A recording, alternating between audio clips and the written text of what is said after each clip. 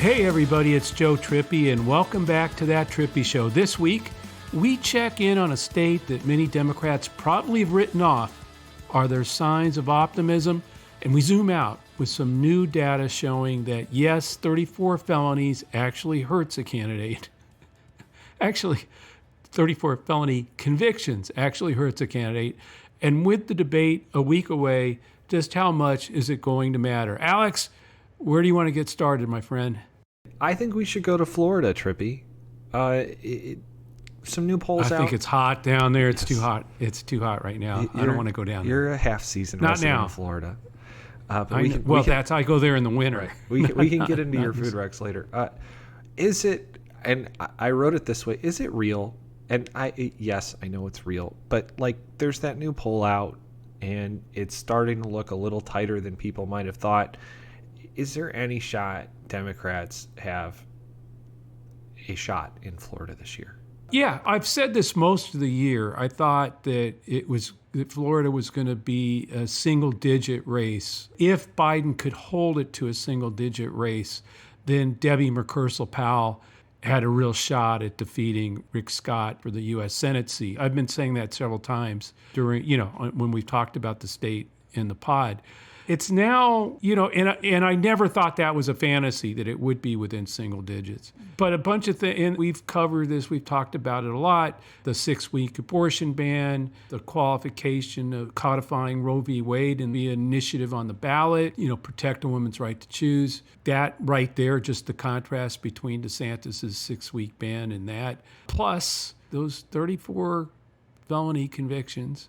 I think, there's all of those things, all those factors, and including, by the way, the economy you're starting to see, again, more what we've been talking about forever, that lag. You're starting to see better numbers, even on Biden's handling of the economy. So what's that get you? It gets us now, Main Street, Florida Atlantic poll, has Trump 46-42 with all voters, and with likely voters, it's 49-43. That's definitely telling me that what we've been saying is right.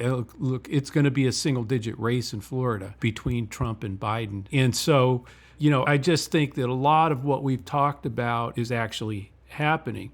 In Rick Scott, incumbent, he's only up 45-43. I think the difference here, when you look at the head-to-head for presidential and for the Senate, even among likely voters, Trump is near 50 in Florida. He's at 49. But he's not breaking 50. No, but that just tells me that this could be the old go spend $100 million chasing a state that you're going to miss slightly when you could have spent that money in a state like North Carolina, for instance.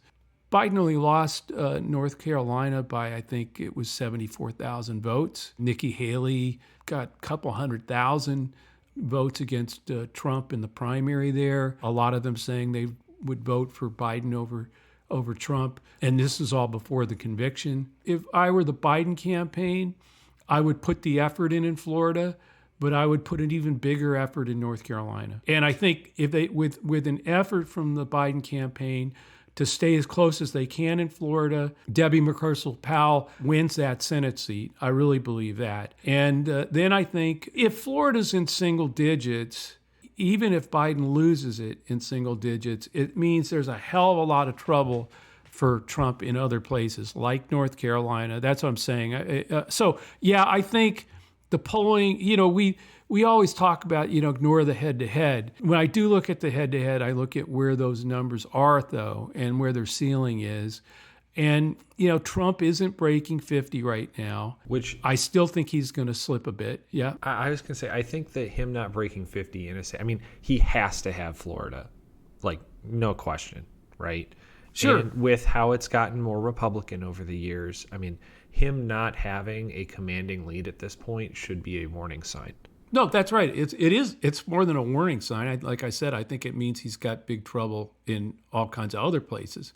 It doesn't mean we win Florida. If the Biden campaign puts an effort in to stay within single digits, Debbie McChrystal-Powell wins the Senate seat, that alone is worth making a fight there.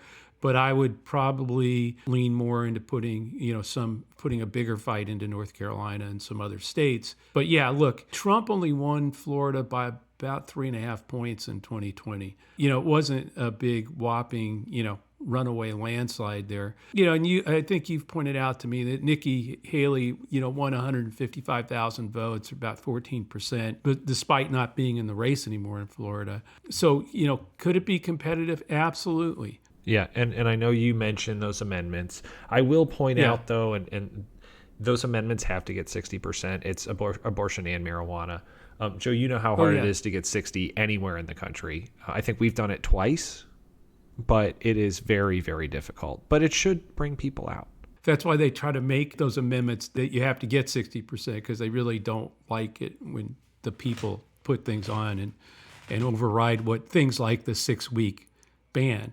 I mean, this is all done on purpose over time. And so, both the abortion and marijuana amendments will need to get to 60. But look, I think, making women's reproductive freedom, and reinstating basically Roe v. Wade is on the ballot there. And I think it's over 60% in that polling, if I'm not mistaken. It's tough to keep it there once all the attacks happen. But even that, just the back and forth in arguments of the 6-week ban versus the people hopefully exceeding the 60% if they do, that alone, as you point out, if it's close, that could push it over. Right. And it's one of the reasons I think Debbie Merkersel-Powell, if Biden can keep it single digits, she does win. Right. So that's a race we should all be investing in. All right, Joe, I said we were going to zoom out. Let's zoom out. I got to ask about one specific poll, and not because one poll means anything, but I think the president has been up in, 5 of the last 5 polls that have been taken now. It's a trend you've been talking about for weeks. This Fox poll, though, since March, he's up. He's gained 7 points. I think he's now leading Trump 50-48. I do want your quick reaction about where things are on a national level. Yeah, again, the head-to-heads don't matter so much as that trend, right? I mean, whether Trump is actually up a point, or whether it's 49-49 or 50-48, all that stuff doesn't matter. The trend of Biden gaining 7 points since March, you have to, again, ask yourself, what's happened? Well, those 34 felony convictions have happened. Again, the lag that we've talked about on the economy, more people are starting to say they see a brighter economic future for themselves than were saying so months ago. Inflation was 0 in May. All these things that are, that like we've talked about, the weight coming off of what's been holding Biden down, and the weight getting the anchor of who Trump is and what he is, and those, the convictions is weighing him down a little bit. We talked about this, when you have 31% of Republicans say they're not going to vote for you if you're convicted of a crime, and then you're convicted of a crime, it's not overnight. It's not the next day they all wake up and go, oh yeah, didn't I tell a pollster that I'm one of the 31% that won't vote for somebody who's convicted of a crime? No. And will it be 31%? Hell no. But it's going to be a bleed, and I think you're starting to see it. Maybe it's only 3 or 4 points of them, but in a race this close, if there's wind at Biden's back and the wind suddenly, Trump is suddenly facing headwinds, of his own making, that's what makes me believe that this will not be close in November. Well, look under the hood at the Fox numbers too. And wait, no. You just said this won't be close in November. That's a lot different than might be a 1-point race right now. No, that's right, because of the things we've talked about. The only disagreement I've had with Simon Rosenberg is his 55 number, which I think we all would, let's go get 55. Do I think it's going to be a bigger margin than 2020? Hell yes, I've always believed that. And you're starting to see this. You said look deeper into the numbers. Don't look at the overall head-to-head. But when independents have moved from, +2 for Trump to +9 for Biden, that's an 11-point swing.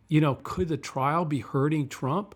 Spoiler alert, yes. I tweeted, it's the contrast stupid. That's what's going on here. And I've said, we both said this, and it's the reason they wanted to push this debate. The Biden people wanted this debate so early. It's to force the country to see the contrast, to focus on the contrast. And that trial, those convictions, this debate but let's not get the debate into this yet, because that's not in let's these get numbers. there in a minute. But it's all about that contrast is starting to work like we said it would, to weigh Trump down and to add pieces of the Biden coalition coming home. And that is a trend that will continue. Not all 31% of Republicans who said they would vote against him if he was convicted are going to do that, but 3 or 4 or 5 points will. Well, maybe I mean, look 20 in this points poll. will. Look under the hood in this Fox poll. This is kind of independents and soft Republicans, soft Democrats. Biden was losing them by 2. Now he's winning them by 9, 11-point swing there. Why do you think since March they might have swung to Joe Biden, Joe? Yeah. It's those felony convictions. And I think it said 7% of Republicans are less likely to support Trump now. Right. So it was 31, might be 7, but if that 7 is real, that's a big deal. Right. And then you still have the fact, and this was why Florida could be closer than we think right now, is remember, I didn't look at the numbers among blacks, Latinos, and young people in this poll yet. I'll get around to that. But I'm assuming they were similar to everything else that we've seen, where Biden's only getting 70% of blacks, not 95, where he's down with young people, Latinos and blacks, not anywhere near his heights of 2020. And yet we're in this, we're separated by a few points in Florida. If Biden just gets some of those voters back, including young voters who may be coming out to vote for the marijuana amendment and abortion, you're going to get some lift for Joe Biden beyond where he is today. And if this trend that we're seeing where Trump is seeing erosion, then, this whole thing that we started out with in this poll, 50-48, nationally, and you start looking at Florida and you start to see, well, wait a minute, this is something Biden might be able to pull off.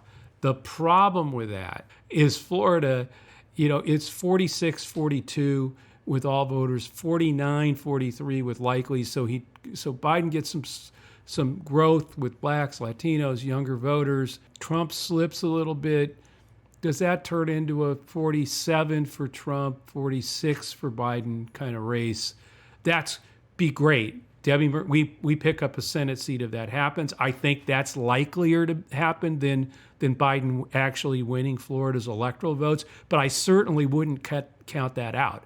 It is a very real possibility of those two trends that we've been talking about actually come to fruition and keep moving in the right direction. We're going to do that thing where, as we often do, things happen while we're talking. Joe, I did go look under the hood in the Fox poll. A couple numbers. He is at 73 with black voters. Remember, he was, I think, 91 or 93 last time. So still room to grow there. Economic rating is the highest it's basically ever been under Joe Biden. It was up 2 in the last couple of months. Similar numbers as we're seeing nationally with Hispanic voters and young voters. So room to grow for sure. I think it's up 15 with women. Exactly. Yeah, that's what I'm saying. He's got room to grow, and Trump's got more to fall. And those two things, and the contrast that creates those two things, Trump won't be able to help himself from fulfilling that prophecy. Well, if you look also at the issues, Fox asked, what's extremely important as you cast your vote?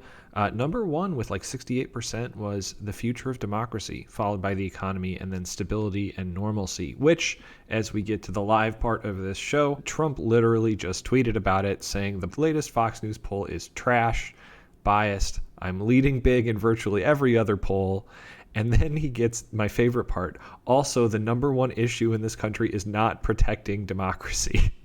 If it's protecting democracy, Trump is your best choice because Crooked Joe is the greatest threat to democracy in history, and goes on. Anyway, he saw it. He mad. Well, there are a bunch of people who buy that, by the way. I mean, they're patriots. They're going to storm the Capitol because, for democracy. This has been going on for that is one of the things that's so sad about where Trump has taken the country, is that he's actually conned so many into believing that they're the ones fighting for patriotism and for democracy. when in fact he's using them to basically gain power for himself and stick his hand in the cookie jar, and also just stay out of jail.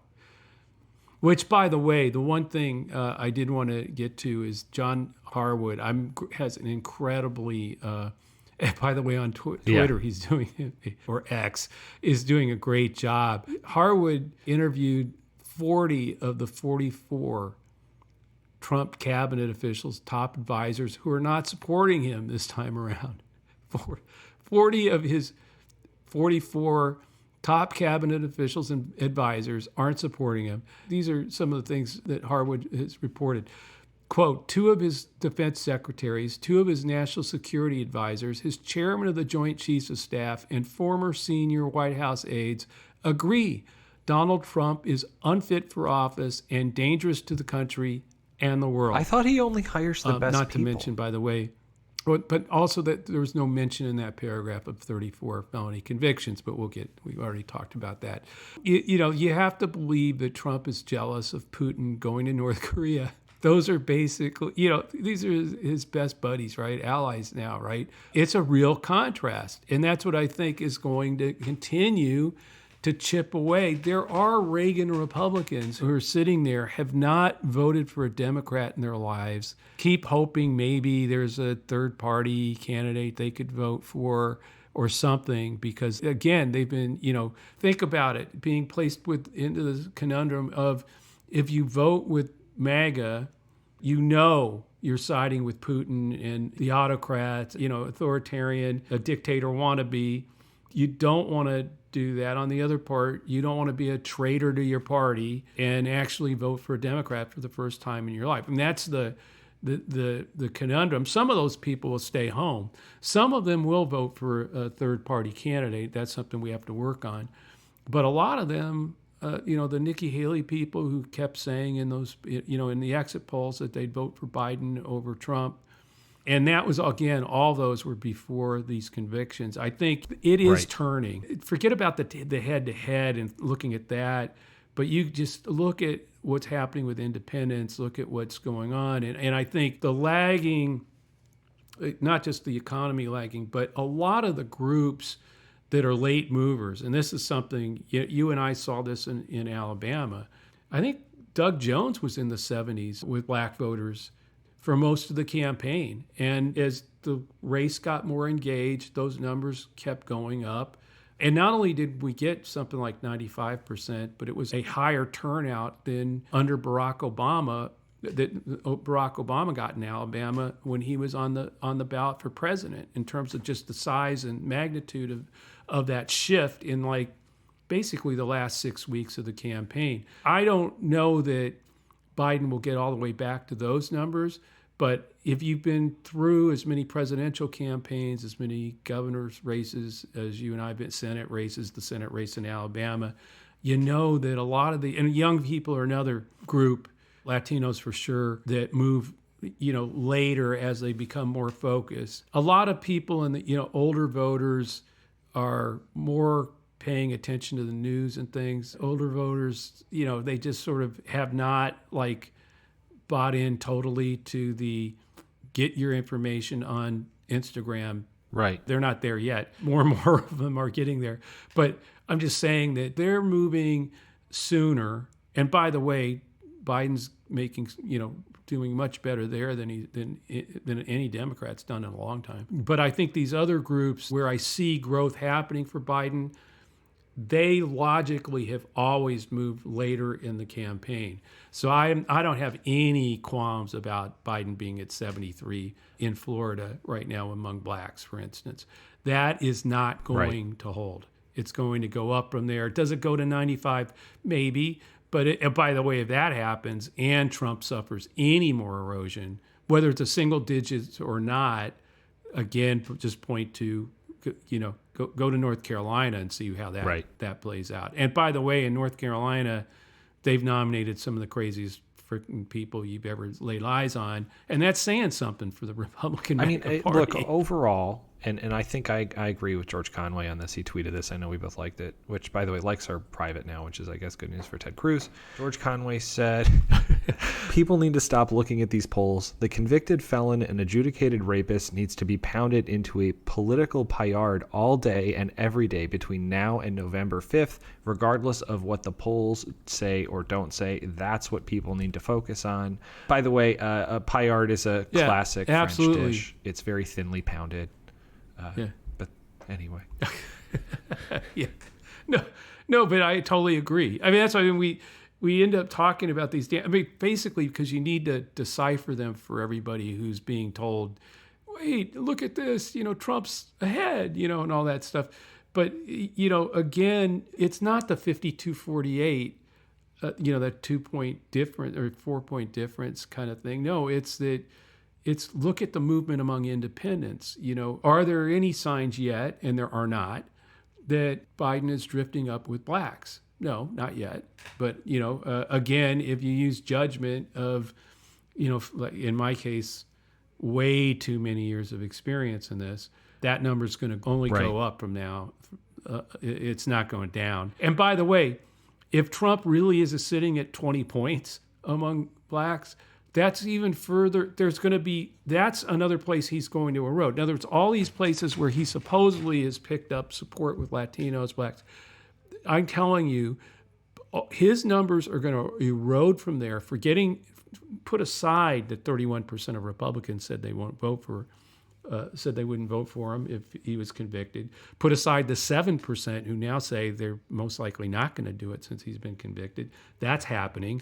Then you have the problem of he's at this highest marks of anybody with blacks and Latinos and young people. Yeah, okay. Watch that. That's not going to hold up. It's just not. He can't keep his coalition of white supremacists, white Christian nationalists, who, by the way, in Oklahoma have now passed a law saying that the 10 Commandments must be placed in highly legible, large font. So every child in a publicly funded school and college and university, that classroom will have the 10 Commandments front and center. This is about conformity. It's about control. And he's not going to be able to marry that and hold the white Christian nationalists, the white supremacists that he has to have and energize. At the same time, hold his numbers with black voters who are, somehow in his interested or curious or in his coalition right now. That contrast will drive them away.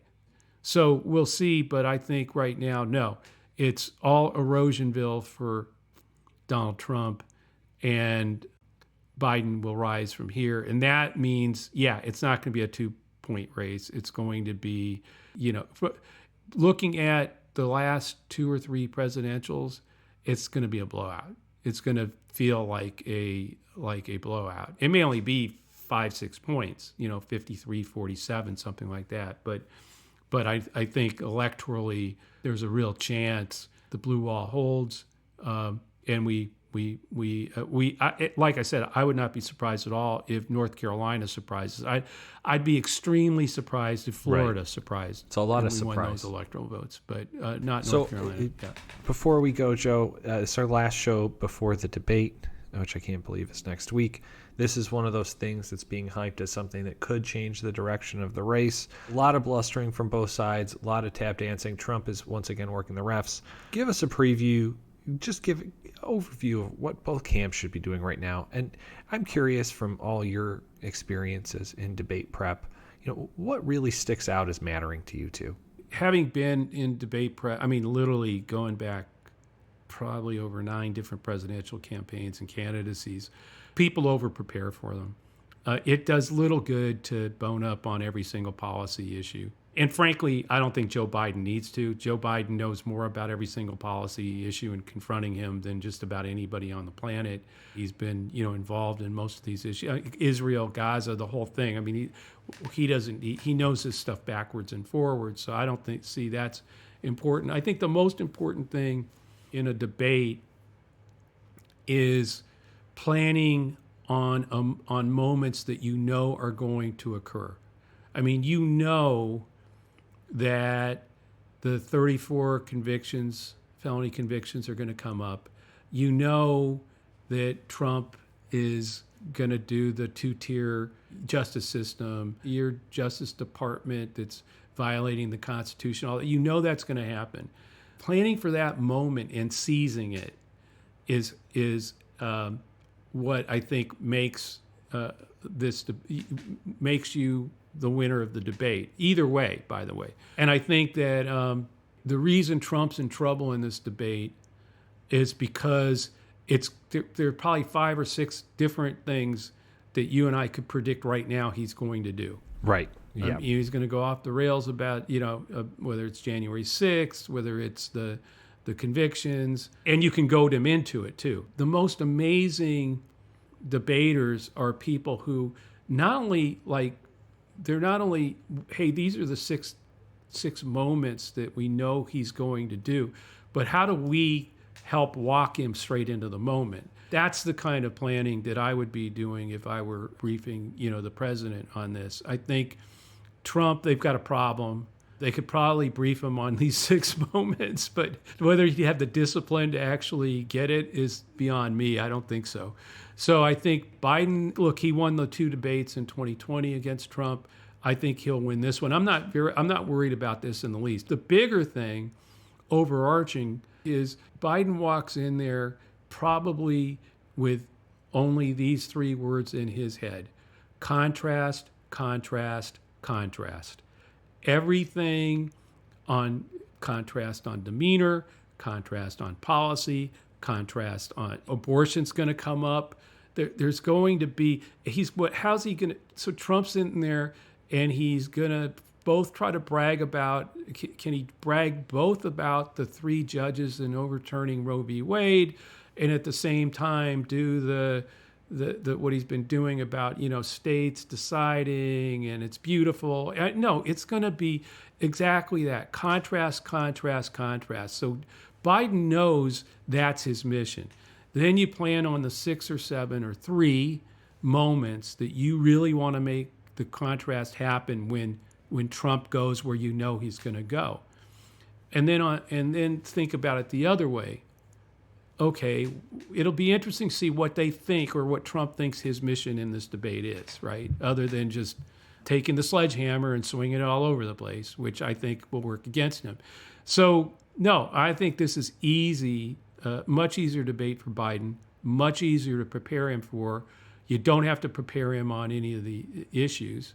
Even the border stuff, Biden knows what he's done. He knows how many people have come. He knows what he just signed, what he's done. He's got that. You may disagree with him. I don't. On where his policies are. But I'm saying people might disagree, but he knows what his policy is and he knows what he's doing to make it work and he knows what the hurdles are and he knows that Trump was the one who stopped the bipartisan bill. He's not, you don't have to brief him on that stuff. He's gonna hit that out of the park. That's what I'm saying. So it's more Trump coming in with, what is it, with build that wall? Is that going to be, and if he does, contrast, contrast, contrast. That's what I think, and I think that makes it, there's only one candidate walking in there who knows exactly what the mission is, and that's contrast, and probably has 3 or 4 moments that they've prepared for when Trump says this. It's a big, fat, white softball, fluffy, coming at you at about 10 miles an hour, and you've got this huge bat just swing and whack it out of the park right by his head. And that's what I think is going to happen. Oh, Joe, I think that's a really good place for us to end today. We're just about out of time. Thanks, Alex, and thanks everyone for listening to That Trippi Show. This podcast will always be free with support from our advertisers and is part of Resolute Square. And please check out the latest at resolutesquare.com/Trippi. We're trying to get more platform where more shows like this can be out there and start, basically setting up a media platform that takes on Fox and Breitbart and the right-wing outrage machine and provides a platform for getting information and fighting disinformation. So please support us. Please go check out resolutesquare.com/Trippi. There's a free offer now for a few months, I think for a month of the, I hope you'll try out. Please subscribe to That Trippi Show and leave a review on Apple or wherever you listen. Also, if you're listening to this podcast on YouTube, please like and subscribe to get alerts when we post the next episode. You can always send us a question to thattrippishow@gmail.com or leave us a question in a review on iTunes. And Alex promises to have some questions from the audience next week. We'll see you next week. Thanks for listening. Tell your friends if you enjoy this show. Thank you.